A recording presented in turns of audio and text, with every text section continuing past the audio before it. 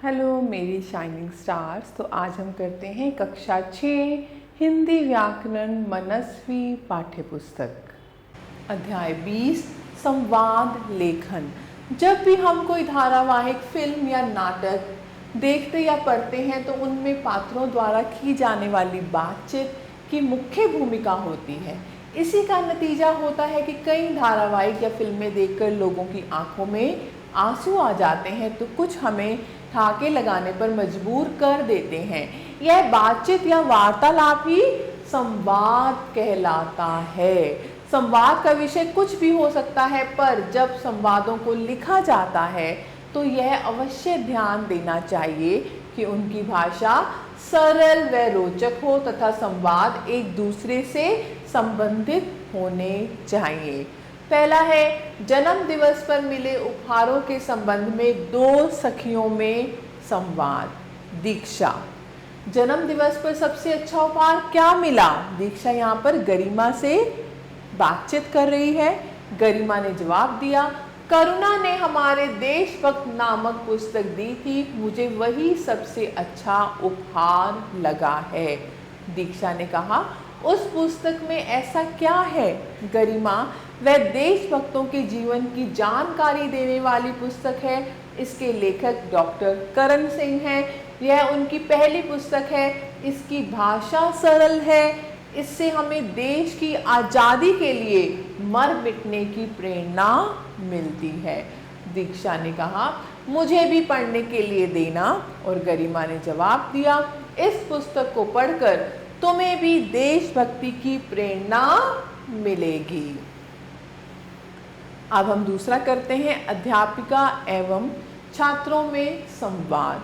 अध्यापिका, बच्चों, पिछली कक्षा में आपको व्याकरण का अर्थ बताया गया था, क्या आपको याद है?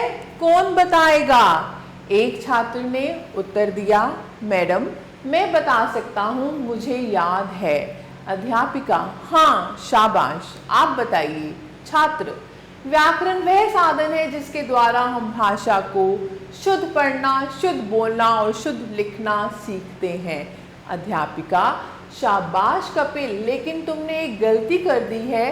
व्याकरण को साधन नहीं शास्त्र कहा जाता है। छात्र, मैं समझा नहीं मैडम, शास्त्र क्या होता है? व्याकरण को शास्त्र क्यों कहते हैं? अध्यापिका, नियमों का ज्ञान करवाने वाली पुस्तक को शास्त्र कहा जाता है। व्याकरण हमें भाषा के नियमों के बारे में बताता है, इसलिए वह शास्त्र है। छात्र, जी धन्यवाद, मैं समझ गया। अध्यापिका, अच्छा अब तो गलती नहीं करोगे?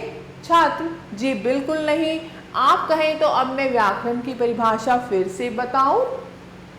अध्यापिका, हाँ बताओ।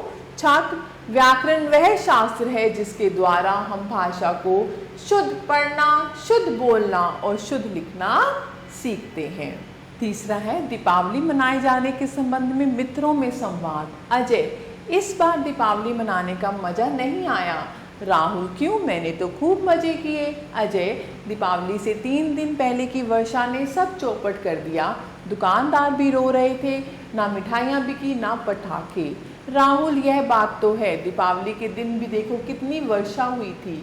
मेरे चाचा जी ना आते तो मेरी दीपावली भी नीरस हो जाती। चाचा जी खूब पटाखे लाए थे, हम सब ने खूब पटाखे छुड़ाए। अजय, पटाखे काफ़ी महंगे थे, पिताजी के साथ बाजार गया था। पिताजी तो खरीदने वाले थे, मैंने ही मना कर दिया। दीपावली पर वैसे ही कितना खर्च हो जाता है। पिताजी तो नौकरी करते हैं, तुम्हारा क्या है? तुम्हारे पिताजी का तो व्यापार है। राहुल, पिताजी भी पटाखे तो ले आए थे, पर मज़ा चाचा जी के साथ ही आया। पिताजी भी बता रहे थे कि इस वर्ष पटाखे और मिठाइयाँ बहुत महंगी थीं। अजय, पटाखे चलाना धन बेकार करना है, थोड़ी देर का कान फोड़ शोर लाखों रुपए फुकवा देता है। इससे अच्छा तो यही है कि दीपावली के दिन निर्धन को भोजन करा दिया जाए। राहुल, तुम हमेशा नई नई बातें सोचते रहते हो। मुझे भी अब विचार आया कि 1000 रुपयों के पटाखे चलाने से अच्छा था यदि किसी निर्धन की सहायता कर देते। अजय अगली बार ऐसा ही करेंगे। चौथा है भाई बहन में छुट्टियां व्यतीत करने के संबंध में संवाद। मयंक, गर्मी की छुट्टियों में तो मैं कश्मीर जाऊंगा।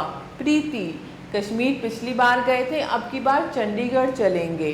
मयंक, चंडीगढ़ जाकर क्या करेंगे, वहाँ चाचा जी घूमने ही नहीं देते। प्रीति, तो इस बार नानी जी के यहाँ शिमला चलेंगे, वे बार बार पत्र लिखती रहती हैं।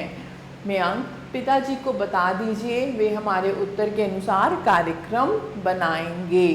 प्रीति, चलो जल्दी करो। अब आपकी बारी।